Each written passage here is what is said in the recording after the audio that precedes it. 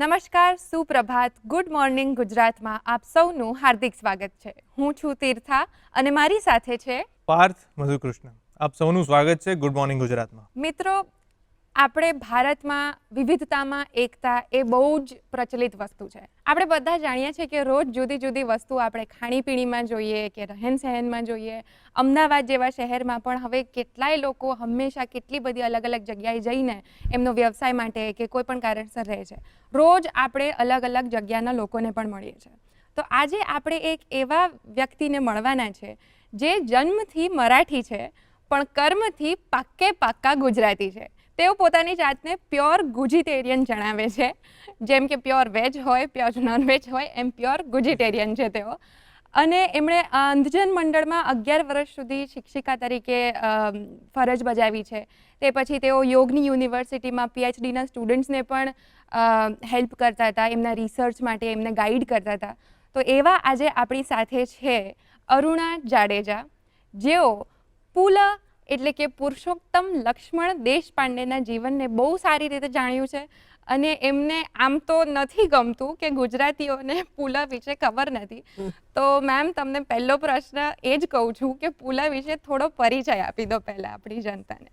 ચોક્કસ. નમસ્તે દૂરદર્શનના શ્રોતાઓ, પ્રેક્ષકો અને અન્ય સૌને.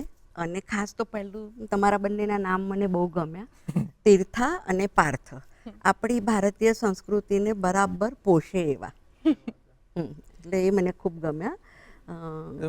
પાર્થ છે ને એ મરાઠી એક્સેન્ટમાં વધારે આમ ક્યુટ લાગે એવું સાંભળવું.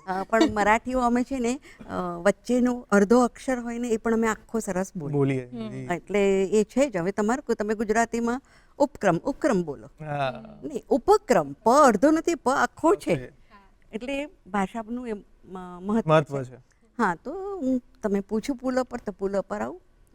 પુલ નહીં, પુલ પુરુષોત્તમ લક્ષ્મણ દેશપાંડે.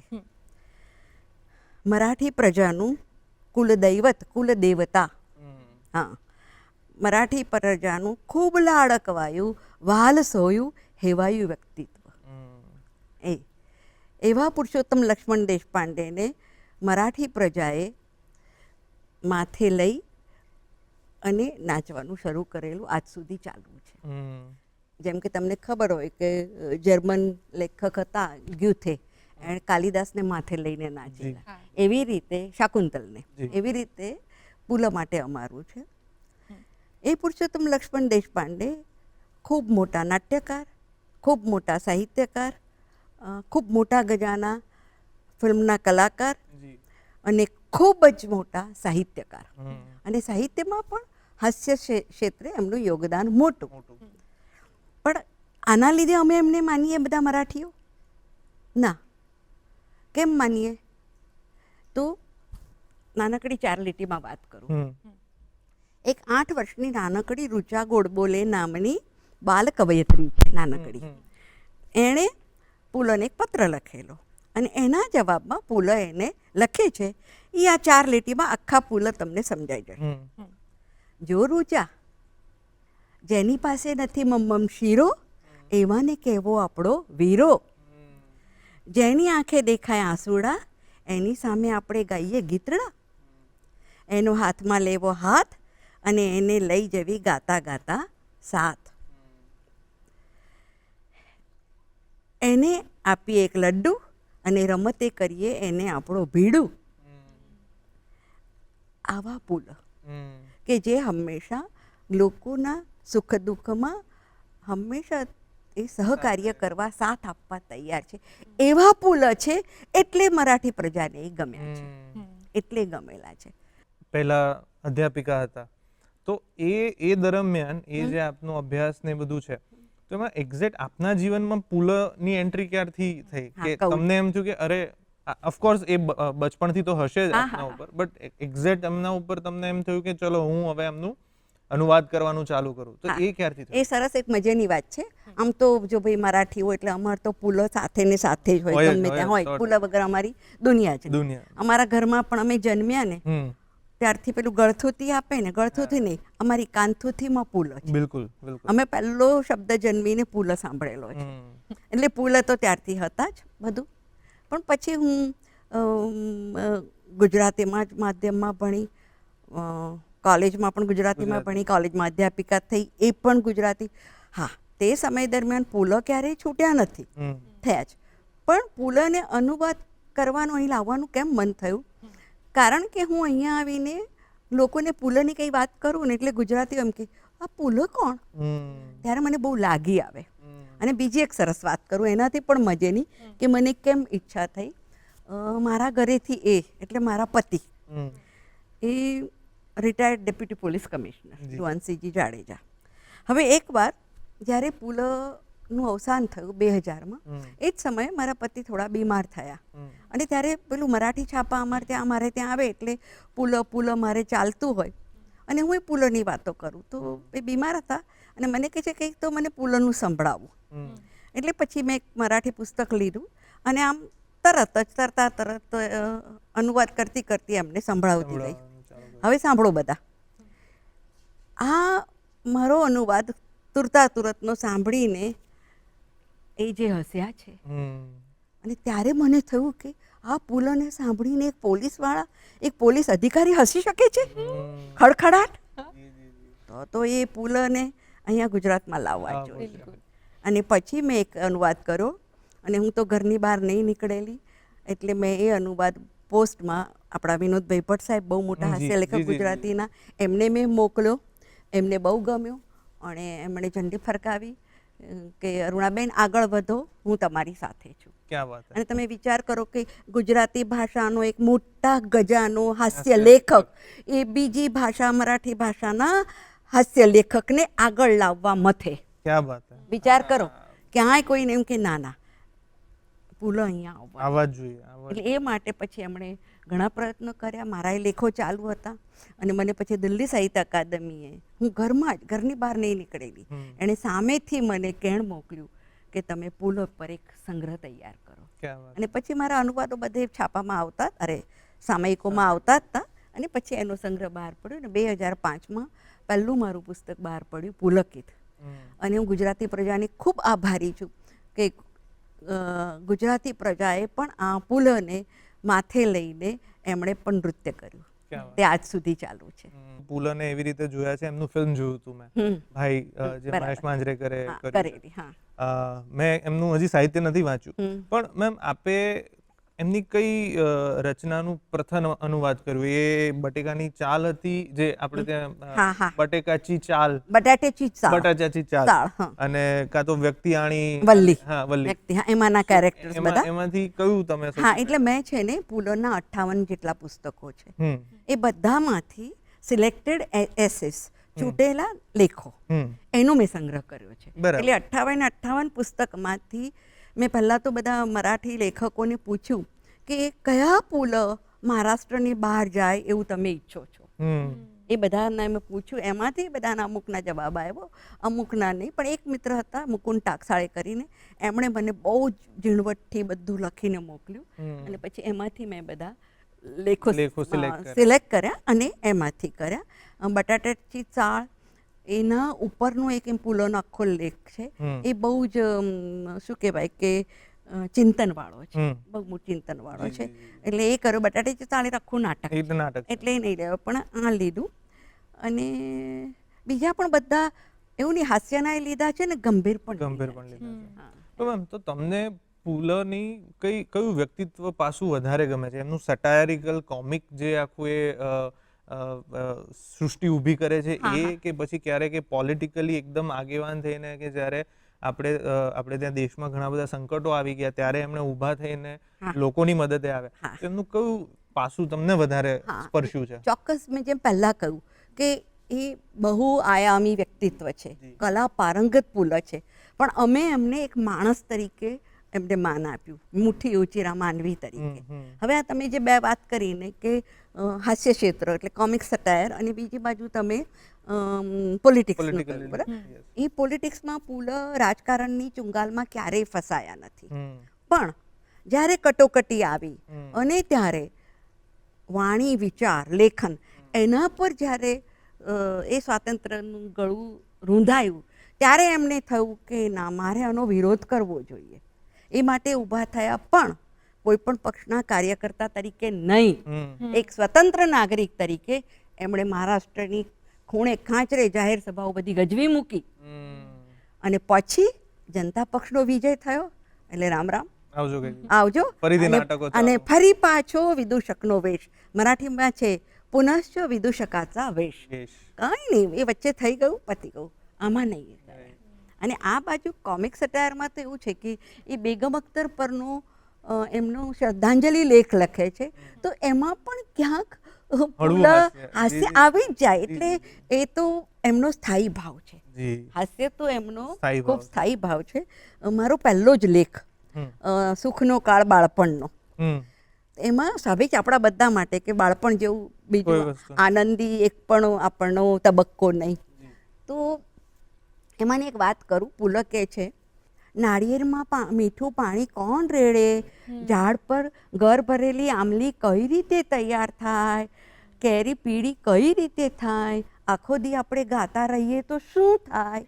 આવું આવું બધું સરસ મજેનું ભણાવવાનું છોડીને કંઈક ભણતા જ વિષય ભણાવવામાં આવે. ખબર નહીં ભગવાન મારી સાથે ગણિતમાં માર્ક્સ આપવામાં કાયમ ક્રૂર રહ્યો છે. એટલો બધો કે ન પૂછો.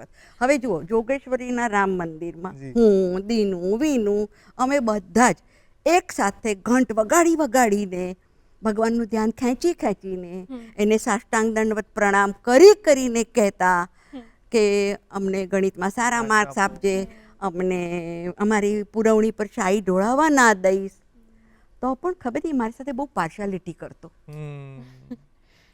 આપણને મળતું એ બીજાને મળે એને અમે પાર્શિયાલિટી કહેતા. 100%. આ પુલ આ પુલ એમનો મેમ્બર. તો આવા તો કેટલાય પુલના હાસ્ય લખો. પણ એની સામે એક ગંભીર લેખા પોલિટિકલ સટાયર પરની વાત કરું. એમણે એક લેખ લખ્યો છે 25 પાનાનો, એક ગાંધી ટોપીનો પ્રવાસ. યસ. એની હું ચાર લીટી જ કહું. એમાં એવું તો મીઠાનો સત્યાગ્રહ ચાલી રહ્યો હતો, ધરપકડ થઈ રહી હતી. એક યુવતીની ધરપકડ થઈ. એણે સરકારની જીપ ગાડીમાં બેસતા બેસતા ઘરેણા ઉતાર્યા અને બહાર ઊભેલા એક ભાઈને આપીને કહ્યું કે ફલાણી જગ્યાએ મારા ઘરે જઈને આપી દેજો ને કહેજો કે હું સત્યાગ્રહમાં જઉં છું. તો પેલા બહાર ઊભેલા ભાઈએ કહ્યું કે તમે તો મને ઓળખતાય નથી, તો આટલો ભરોસો કેમ મારા પર? સાંભળો હવે. છે ને ભાઈ, તમારા દિલ પર ખાદી છે અને માથે ગાંધી ટોપી છે. બરાબર છે. આ ગાંધી ટોપી સાથેની આત્મીયતા અને એ ભરોસો એ વખત. તો આ રીતે પણ એમણે પોલિટિકલ સટાયરવાળા લેખો બહુ જ લખ્યા છે. અને ગંભીર લેખો માટે પણ અમે એમને સલામ કરીએ છીએ. તો આ બધા લેખો અથવા બીજી ઘણી કૃતિઓમાં હા. તમારી સૌથી ગમતી પુલની કૃતિ કઈ છે અને કેમ એ તમને ખાસ લાગે છે? આમ જુઓ તો છે ને, જેમ દરેક માતાને બધા બાળકો વહાલા જ હોય એવી રીતે એમનું એક જે ક્ષેત્ર છે બધું બહુ જ સરસ છે. એમના નાટકો બહુ જ સારા છે, સૌથી સારા. અને નાટક એમનો પહેલો પ્રેમ છે. સંગીત પહેલો પ્રેમ સંગીત અને બીજો પ્રેમ નાટક. હાર્મોનિયમ પર એમનો બહુ સારો હાથ. બાલગંધર્વ એમના આરાધ્ય દેવતા. બાલગંધર્વ એમના આરાધ્ય દેવતા. અને એમણે પોતાના આરાધ્ય દેવતાને નામે પુણેમાં એક થિયેટર પણ એમણે ઊભું કર્યું. હા. અને એ નાટક માટે એ કહે છે, આ સાંભળવા જેવું છે. બધા આપણા ગુજરાતના નાટ્યપ્રેમીઓએ ખાસ સાંભળવા જેવું છે. એક મુલાકાતમાં એ કહે છે કે મરાઠી પ્રજાને નાટકમાં રુચિ છે, રસ છે, એ તો છે જ, એ મહત્વનું નથી. પણ મરાઠી પ્રજા સતત એ ફિકરમાં હોય છે, એને એવો અજંપો હોય છે કે અમારે ત્યાં નવું શું થઈ રહ્યું છે, નાટકમાં અમારે ત્યાં નવું શું થઈ રહ્યું છે.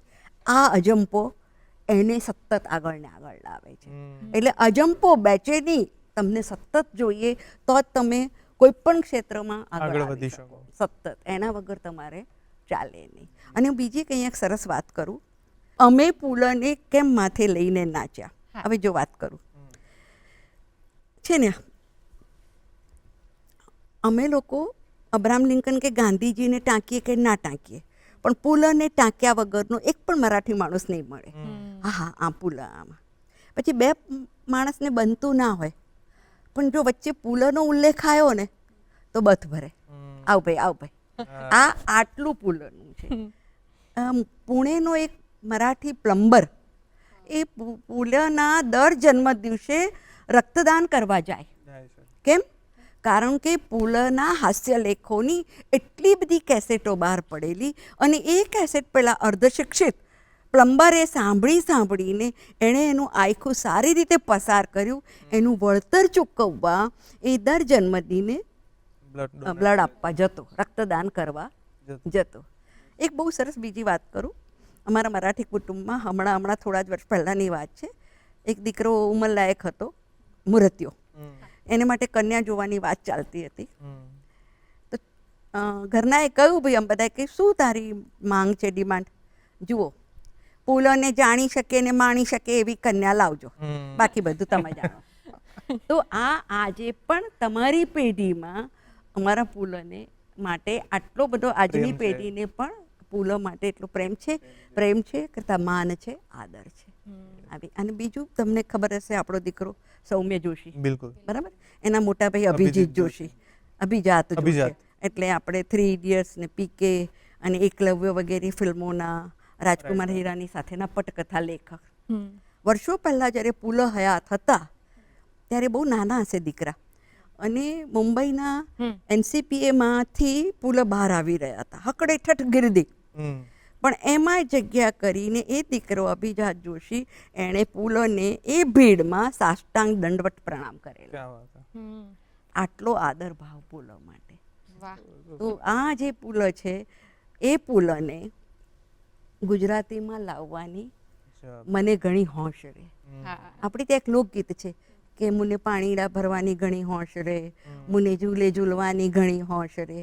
એવી મારી હોશ એ કે હું પુલને ગુજરાતી પ્રજા સામે લાવું. કારણ કે કેટલા નજીક, આપણે એક જ દિવાલ, બરાબર ને, શાક પાડોશી. એ પુલો કોઈને અહીંયા ના ખબર હોય એ ના ચાલે, બરાબર ને? ચોક્કસ આપણે એમના વિશે હજુ ઘણી વાતો કરશું અને ઘણું બધું પુલા વિશે જાણશું. તમારી સાથે વાતો કન્ટિન્યુ કરશું, પણ અત્યારે સમય થઈ ગયો છે એક વિરામનો. તો દર્શક મિત્રો, આપણે ફરી મળીશું ગુડ મોર્નિંગ ગુજરાતમાં એક વિરામ બાદ.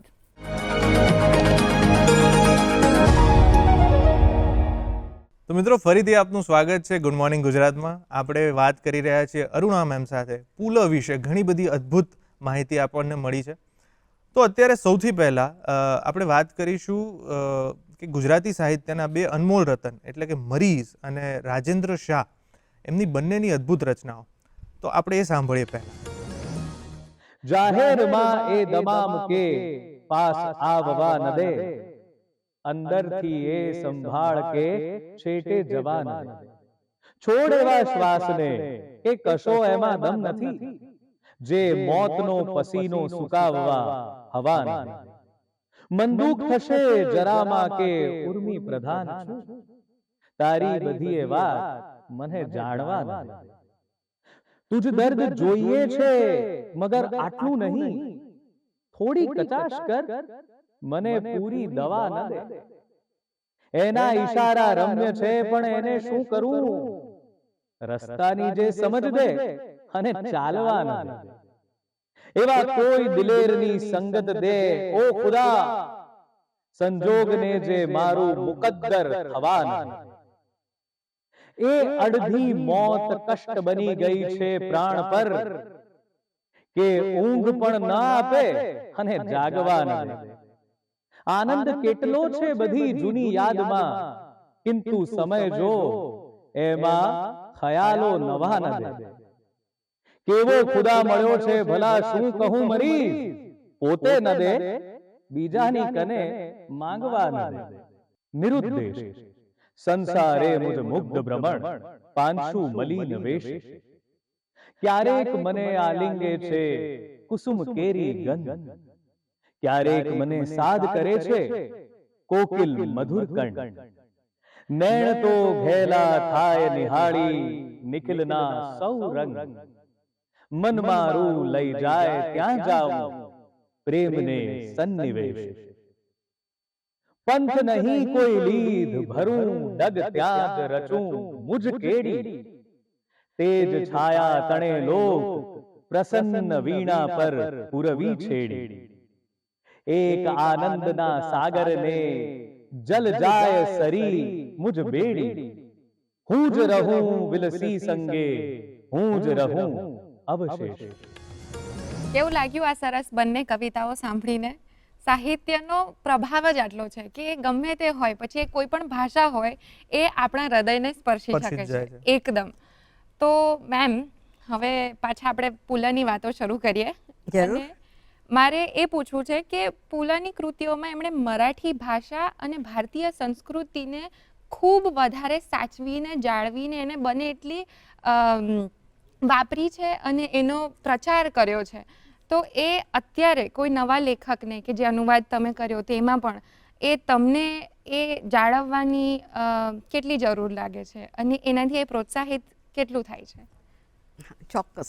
જુઓ, જે તે લેખક કે કવિ લખતા હોય ને, એમની એને આપણે શું કહીએ છીએ, ટાઈમ કેપ્સ્યુલ કહીએ છીએ. બરાબર છે ને? સમય સંદૂક કે વર્ષો પછી એ વાંચીએ ત્યારે એમ થાય, ઓ એ વખતે સમાજ આવો હતો, એ વખતે રીત રિવાજ આવા હતા, એ વખતે આવું હતું. એટલે સંસ્કૃતિ તો દરેકમાં આવે એ બહુ જ સારી વાત છે અને આવવી જ જોઈએ. તો એનાથી શું થાય છે, એ સમય એ સંસ્કૃતિને આપણે જાણી શકીએ. અને આપણી ભારતીય સંસ્કૃતિ, જેમ તમારા બંનેના નામ પરથી મેં કહ્યું એમ, આપણી ભારતીય સંસ્કૃતિ તો ઠેઠ ઠેઠ વિશ્વના ખૂણે ખૂણે પહોંચવી જોઈએ. હવે એક નાનકડી તમને બહુ જ સરસ, પુલના તો એકમાં બધે ક્યાં એમને એ નહીં હોય, સંસ્કૃતિ નહીં હોય. નાનકડી વાત કરું, પુલના પ્રવાસ વર્ણનો બહુ જ સરસ. પેલો બાયોસ્કોપ પણ આમ આપણને ચિત્ર બતાવે ને, બાયોસ્કોપમાં તમે જોયું બી નહીં હોય, એ બાયોસ્કોપમાં કયું બતાવે ચિત્ર એ જોવાનું. તો એકવાર પુલે બહુ પ્રવાસો કરે. ઇંગ્લેન્ડમાં ગયેલા. ઇંગ્લેન્ડમાં એવન નદીને કાંઠે સ્ટ્રેટફર્ડ, જ્યાં શેક્સપિયરની સમાધિ, હું સમાધિ શબ્દ વાપરું છું, શેક્સપિયરની સમાધિ, અને ત્યાં પુલનો બહુ મોટો લેખ છે. પણ પુલ ત્યાં કહે છે કે આ તો નાટ્ય પ્રેમીઓનું મક્કા, અને અહીં જ શેક્સપિયરે પત્ની એના હેથવેના ચહેરા સામે જોતા જોતા નાતી ચરામીના સોગન લીધા હશે. આપણા 7 ફેરામાં ના સોગન એક, નાતી ચરામી. તો જો ક્યાં શેક્સપિયરની વાત ને ક્યાં ભારતીય સંસ્કૃતિ આવી ગઈ. બીજું એકવાર એ પ્રવાસે જાય છે ઇટલીનો કેપ્રી બ્રેટ, અને એમાં બ્લુ ગ્રોટા ગુફા, તમે ગૂગલ પર સર્ચ કરજો, એવું સરસ ભૂરું પાણી. અને એના માટે એ લખે છે, એમનો બહુ શ્રેષ્ઠ લેખ ગણાય છે, નીલિમા નિળાઈ. અને ત્યાં પુલ લખે છે કે જેમ ધૂપ લોબાનથી મંદિરનો ગભારો ભરાઈ જાય તેવું આસમાની અજવાળું આ બ્લુ ગ્રોટો ગુફામાં, જળ ગુફામાં ભરાયેલું હતું. હવે અહીંયા જુઓ પાછી ભારતીય સંસ્કૃતિ કે યોગે જ્યારે એની સાધનામાં છેલ્લે અંતે નિર્વિકલ્પ સમાધિ પૂરી કરે છે, ત્યારે એ યોગીને એની નજર સામે આસમાની ઉજાસ દેખાય છે. અને એ પણ ચોક્કસ આવો જ હશે, એ પણ ચોક્કસ આવો જ હશે. અને ત્યાં કહે છે કે જ્ઞાનેશ્વર મહારાજ કહે છે કે તુજિયા નિઢળી કોટી ચંદ્ર પ્રકાશ, તારા ભાલે કોટી ચંદ્ર પ્રકાશ. એ પણ આવો જ આસમાની ઉજાસવાળો અને શીતળ હશે. અને પછી એ કહે છે કે અમે તો ત્યાં સાક્ષાત નીલ બ્રહ્મના દર્શન કર્યા. જો એ ઇટલી બેટનું ભૂરું પાણી, નીલ પાણી, અને એને એ નીલ બ્રહ્મ કે છે. અને ત્યાં જ્ઞાનેશ્વર મહારાજને સ્મરે છે. એમના તો એકમાં ભારતીય સંસ્કૃતિ એટલી આવે પુલમાં. મને પણ એ સંસ્કૃતિ જ્યારે જ્યારે લાવે ને ત્યાં ગમે જ. એટલે લેખકો, કવિઓ બધાની એમના લખાણમાં એ સંસ્કૃતિની ઝલક આવતી જ હોય છે, કારણ કે એ હોવી જ જોઈએ ટાઈમ કેપ્સ્યુલની રીતે. બરાબર ને? હા. પુલનું આપણે આખું સાંભળ્યું, તો એનાથી ઇન્સ્પાયર થઈને તમે જે તમારા પોતાના મૌલિક અમુક લખાણ, અમુક કૃતિઓ કરી છે, તો એમાં તમને શું લાગે છે, એમનું કેવું ઇન્ફ્લુઅન્સ છે, અથવા તો એમના વિશે જણાવો, આપની મૌલિક કૃતિઓ વિશે જણાવો. હા, એટલે છે ને, તો ચોક્કસ મેં કહ્યું છે એક જગ્યાએ કે અનુવાદો એ આપણા મૌલિક લખાણને પેલી ચપ્પુની ધાર કરીએ ને એમ ધાર કરે છે. અને બીજું, મેં હમણાં જ એક જગ્યાએ પોરબંદરમાં પણ હતું મારું પ્રવચન, તો મેં કહ્યું હતું કે અમારા મરાઠી અનુવાદકો બહુ મોટા લેખકો છે, ધુરંધરો છે, પણ અનુવાદો તો કરવાના જ, એમાં એમને નાનમ નહીં. અનુવાદો ઇંગ્લિશમાંથી ને સંસ્કૃતમાંથી કરવાના જ એ લોકો. પુલએ પણ 7 અનુવાદો કરેલા છે. એમાંનો એક એટલે the old man and C, 7 અનુવાદો કર્યા છે. એટલે હું તો જો ભાઈ પહેલું હું અનુવાદનો માણસ, મૌલિક લેખન પછી આવ્યું. બાકી આ વાદ્યને અનુવાદ ભાવે. ભાવે એટલે ફાવે, ભાએ જે કહીએ ને હિન્દીમાં અનુવાદને ભાએ, એવી રીતનું છે. અને ખરેખર અનુવાદે છે ને મને સતત એક ગૌણત્વ ભાવથી સભાન રાખી છે. ગૌણત્વ સેકન્ડ નંબર. અને બીજું અનુવાદે મને હંમેશા ગીતાનો પેલો અકર્તૃત્વ ભાવ એનાથી જાગૃત રાખી છે. તારું કશું નથી, બધું બીજાનું છે. એટલે અમે જે અનુવાદકો છે એ અમારે કંઈ બહુ છાછડા નહીં થઈ જવાનું, કારણ કે આ તો બીજાનું છે. આજે મને કેમ લોકો ઓળખે છે? પુલાના લીધે. પુલ જ છે તો હું છું. આજે તમે મને એટલે જ બોલાય. એટલે આ ઓલ ક્રેડિટ ગોઝ ટુ પુલ દેશપાંડે. બરાબર છે. હા, તો હવે હું કહું કે પુલના લીધે એટલે એક પહેલું મારું દત્તક બાળક, અને એના લીધે પછી મારે ત્યાં મારા બાળકો અવતર્યા. એટલે મારા મૌલિક પુસ્તકો. એમાં એક મને છે ને રસોઈનો બહુ શોખ છે, ભારતીય સ્ત્રીની જેમ. અને મેં એક પુસ્તક લખ્યું છે લખવૈયાગીરી, એટલે ખવૈયાગીરી. પણ એ એકલું રેસીપી બુક નથી, કારણ કે એમાં નિબંધો પણ છે. એટલે એની આગળ પેલું મોરપી પગલું કરીને ઉપર મેં લખ્યો, એટલે ખવૈયાગીરી છે, સાથે લખવૈયાગીરી પણ છે. અને એમાં પછી મેં રસોઈને સાહિત્યની નજરે જોઈ છે. અને મારું એ પુસ્તક એને નાનકડું છે પણ ઘણા પારિતોષિકો પણ મળ્યા અને લોકોને ગમ્યું પણ બહુ. એ છે. પછી બીજું એક સંસારીનું સુખ છે. ને મોટે ભાગે મેં આ યુનિવર્સિટી માટે મેં બધા આધ્યાત્મિક પુસ્તકો ઘણા કર્યા છે, જીવન અને મૃત્યુ ને એવા બધા પુસ્તકો. આપના જીવનમાં આ તો અધ્યાપન ને તો બધું ચાલ્યું, પુલા આવ્યા, પણ યોગ ક્યાંથી આવ્યો અચાનક? હા, એટલે યોગની વાત કરું કે સ્વામી રાજર્ષિ મુનિ લાઈફ મિશન સંસ્થાના આદ્ય સ્થાપક. એટલે મારા પતિ 2015માં દેવ થયા અને પછી હું એમની સંસ્થામાં જોડાઈ. અને એમની જ સંસ્થાની એક સંસ્થાની જે એમની એક યુનિવર્સિટી, એટલે લકુલિશ યોગ યુનિવર્સિટી નિર્માની સામે. એટલે એમાં મને ગુરુજીએ કહ્યું કે તમે અહીંયા આસિસ્ટન્ટ પ્રોફેસર તરીકે જોડાઓ. અને માનદ અંધજન મંડળમાં 11 વર્ષ કામ કર્યું, માનદ સેવા. અહીંયા પણ માનદ સેવા. એટલે ત્યાં છે ને એ આખી યોગ યુનિવર્સિટી છે. પાછા યોગ એટલે એક તો અષ્ટાંગ યોગ તમે જાણો બધા, અને બીજો છે એ ગીતામાં ભગવાન કૃષ્ણે અર્જુનને જે કહ્યો એ કયો કર્મયોગ, ભક્તિયોગ, જ્ઞાન યોગ. એ પણ એક યોગ છે. તો એ યોગનું આખું બધું ફાઉન્ડેશન જે કોર્સ હોય એનો પાયાનો એ બધું હું ત્યાં કરાવતી. લગભગ 8 વર્ષ હું ત્યાં આવી. અને હમણાં જ બસ છેલ્લે પીએચડીના મારા વિદ્યાર્થીઓ હમણાં જ મારા પૂરા થયા. અને બસ હવે મારે બહુ થયું, એટલે હવે અધ્યાપન ક્ષેત્ર મેં છોડી દીધું છે અને લખવાનું ને એવું કામ ચાલે છે. હમણાં જ મેં નવજીવન ટ્રસ્ટ માટે અમારા માટે પુલા જેથી પણ વધારે અમે જેને ભગવાન ગણીએ એવી જ્ઞાનેશ્વરી ગીતા, એ જ્ઞાનેશ્વરી ગીતા લગભગ એમાં 9000 ઓવીઓ છે, 700 શ્લોકની ગીતાની. એનો મેં 5 વર્ષ સુધી અનુવાદ કર્યો અને હવે એ અનુવાદ પૂરો થયો છે. વર્ષ એકમાં એ છપાશે. એટલે અમારા માટે બહુ મોટું કામ છે. અમારી દીકરી સાસરે જાય ને ત્યારે એને આ 4-5 પુસ્તકો તો આપે જ. વિનોબા ભાવેનું ગીતા પ્રવચનો, પછી જ્ઞાનેશ્વરી ગીતા, અને ત્રીજું લોકમાન્ય ટિળકનું ગીતા રહસ્ય. પોતપોતાની શૈક્ષણિક ક્ષમતા પ્રમાણે, સાંસ્કૃતિક ક્ષમતા પ્રમાણે આમાંનું એકાદ પુસ્તક કે 3 પુસ્તકો તો દીકરીને કરિયાવરમાં આપે છે. તો મેમ, આ તો બધી આપણે પુલ વિશે ઘણી ચર્ચા કરી, પણ પુલના જીવનના મહત્વના તબક્કા આપને શું લાગે છે? હા, એ તો મારે ખાસ કહેવાના જ છે. કારણ કે અમે પુલને કેમ પ્રેમ કરીએ છીએ? કારણ કે સ્વાતંત્ર્ય પ્રેમી હતા, બંને પતિ પત્ની, સુનીતા દેશપાંડેની એ. બીજું, એમણે કટોકટીમાં ભૂગર્ભવાસીઓને મદદ કરેલી. આગળ ત્રીજું, જયપ્રકાશજીના આંદોલન વખતે બંને પતિ પત્ની સૂતળીનો બોમ્બ બનાવતા, ગુપ્ત સાહિત્યનો પ્રચાર કરતા. પછી ગાંધીજીની આત્મકથાનું મરાઠી ભાષાંતર પુલએ 1.5 વર્ષ સુધી સતત આકાશવાણી મરાઠી રેડિયો પરથી એમણે વાંચેલું. તો આ બધા જે એમના સ્વાતંત્રના ચળવળના જે કામ છે એ એમના જીવનના મહત્વના તબક્કાઓને એકબીજા સાથે ગૂંથી લે છે. અને એકલા પુલ નહીં, એમના પત્ની સુનીતાબાઈ દેશપાંડે પણ ખૂબ એમણે સ્વતંત્રતાની ચળવળનું કામ કર્યું છે. અને બીજું, એમણે આટલો અઢળક પૈસો બધો જે આવતો હતો એ એમણે એક ટ્રસ્ટમાં ભેગો કર્યો. એમાંથી પોતે દર મહિને બાંધેલી રકમ જ લેવાની અને એ બધા પૈસામાંથી કોઈ પણ જાતની હોહા કર્યા વગર, દેખાડા કર્યા વગર એમણે લોક સામાજિકના બધા એમણે કાર્યો કર્યા. એ બહુ મોટી વાત છે. આ ટ્રસ્ટ ક્યારે સ્થાપ્યું? 70-75ની ઉંમરે નહીં, પુલ 50 વર્ષના હતા એના પહેલાં જ આ ટ્રસ્ટ સ્થાપ્યું. હા, અને બાંધી આવક લેવાની મારા વડીલોએ સુનીતાબાઈને રેશનની થેલીમાં છેલ્લા દિવસે રેશનમાં થેલી લઈને ઊભેલા જોયા છે. કારણ કે બાંધી રકમ લઈ લીધી, હવે ના લેવાય આપણાથી. આટલો બધો પૈસો એ 50 વર્ષની ઉંમરે જ આપી દીધો.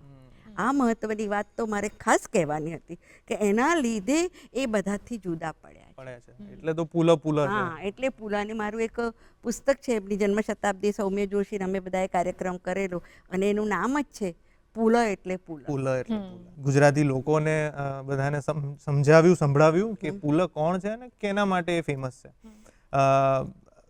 અત્યારે હું એટલું જ કહીશ કે મારે બહુ જ વધારે સાંભળવાની ઈચ્છા હતી તમને, બટ સમય અને એપિસોડની એક લિમિટ છે. એટલે અત્યારે હું એમ કહીશ કે હવે આપણે આગળ અમે છે ને હમણાં એક અદ્ભુત નવું ચાલુ કર્યું છે. એક યુએસથી એક બેન્ડ આવ્યું હતું જેનું નામ છે સુરભી અસેમ્બલ કરીને. તો એ લોકોએ એટલું બધું ફ્યુઝન અને એટલું બધું એ વર્લ્ડ ટૂર પીસ ઉપર નીકળ્યા હતા. તો એટલું બધું ફ્યુઝન અને આપણી ભારતીય સંસ્કૃતિ, જેમ આપ મરાઠી અને ગુજરાતીનો એક સમન્વય કરીને આખું એક વસ્તુ ઊભી કરી છે, એવી રીતે એ લોકો પણ ઘણી બધી સંસ્કૃતિઓને ભેગી કરીને આખું ફ્યુઝન મ્યુઝિક ને બધું ઊભું કરતા હોય છે. તો હું આપનો ફરીથી આભાર માની લઉં છું. અને મિત્રો, આપણે હવે જોઈએ છે સુરભી અસેમ્બલનું એક અદ્ભુત ફ્યુઝન ગીત કે જેમાં આપણી ભારતીય સંસ્કૃતિ, જેમાં ભરતનાટ્યમ પણ છે અને બીજું છે ફ્લેમેન્કો કરીને એક પરંપરાગત નૃત્ય છે. એ બંનેનું ફ્યુઝન આખું એક ગીત છે કે જે તેઓ અમદાવાદ ખાતે આવ્યા હતા ત્યારે એમણે પ્રસ્તુત કર્યું હતું. તો આપણે એ સાંભળીએ. પણ એની પહેલાં હું અને તીર્થા આપ સૌનો આભાર માનીએ છીએ અને ફરી મળીશું આ નવા વિચારો સાથે આવતા અંકે નવા વ્યક્તિત્વ સાથે. આભાર. Welcome. We are the Surabhi Ensemble from Chicago, Illinois, in the United States. We are on our global peace tour, representing many cultures of the world. We are very happy to be here today in Ahmedabad, in India. This piece is Soleya. This is a flamenco traditional piece and dance. This is an original song by Surabhi, and it represents the two traditions that are linked together from North India, flamenco and Bharatanatyam Indian dance. This is a piece that shows the connections across cultures, across time, and across space. Soleya.